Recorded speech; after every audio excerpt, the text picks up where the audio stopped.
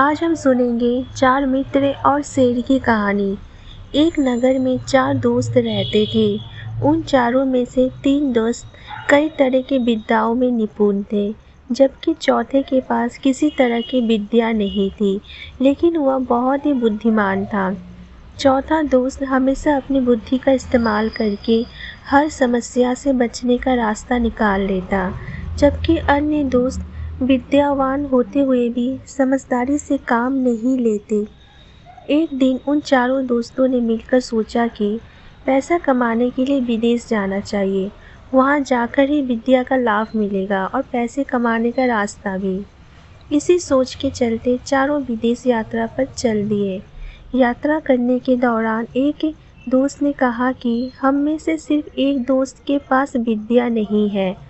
ऐसे दोस्त को हमारी विद्या के कारण मिलने वाला धन नहीं मिलना चाहिए, वह घर वापस जा सकता है। इस पर काफ़ी देर चर्चा करने के बाद दूसरा दोस्त इस बात से सहमत हो गया, लेकिन तीसरे दोस्त ने कहा कि ऐसा करना ठीक नहीं होगा। हम सभी बचपन से दोस्त हैं और अब यह फैसला लेना गलत होगा। हम जो कुछ भी कमाएंगे उसे चारों हिस्सों में बांट देंगे। इस बात पर सबने हामी भरी और सभी विद्या का चमत्कार लोगों को दिखाने के लिए आगे की ओर बढ़ने लगे। यात्रा के दौरान जंगल से गुजरते हुए उन्हें एक मरा हुआ शेर दिखा। सभी ने कहा कि हम अपनी विद्या के चमत्कार से इस शेर को जिंदा कर देंगे।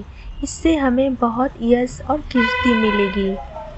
तीनों दोस्त उसे जिंदा करने में लग गए, लेकिन चौथे बुद्धिमान दोस्त ने उन्हें ऐसा करने से मना किया।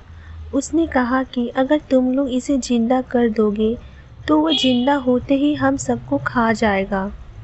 चौथे दोस्त के बहुत कहने के बावजूद तीनों दोस्त नहीं माने। उनमें से एक शेर की अस्थितियों को समेटने लगा, तो दूसरा उसके अंग को और चौथा उसके शरीर में प्राण डालने की कोशिश करने लगा।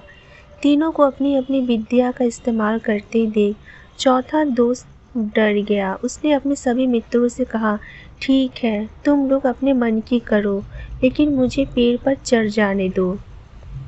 इतना कहकर चौथा दोस्त झट से पेड़ पर चढ़ गया। वहीं अन्य दोस्त मिलकर अपनी सिद्धियों और विद्याओं के बल से उस शेर को जीवित करने की कोशिश में लग गए। देखते ही देखते शेर जिंदा हो जाता है। शेर जैसे ही जिंदा हुआ, वह अपने आसपास तीनों दोस्त को देखते ही उन्हें मार दिया, जबकि पेड़ पर चढ़ा चौथा दोस्त अपनी समझदारी से बच जाता है। तो इस कहानी से हमें यह सीख मिलती है कि विद्या के नशे में चूर होकर किसी काम को नहीं करना चाहिए। हर काम को करते हुए उसके अच्छे और बुरे दोनों परिणाम के बारे में सोचना ज़रूरी होता है। सिर्फ विद्या में निपुणता ही नहीं, बल्कि बुद्धि का भी होना बहुत ज़रूरी होता है।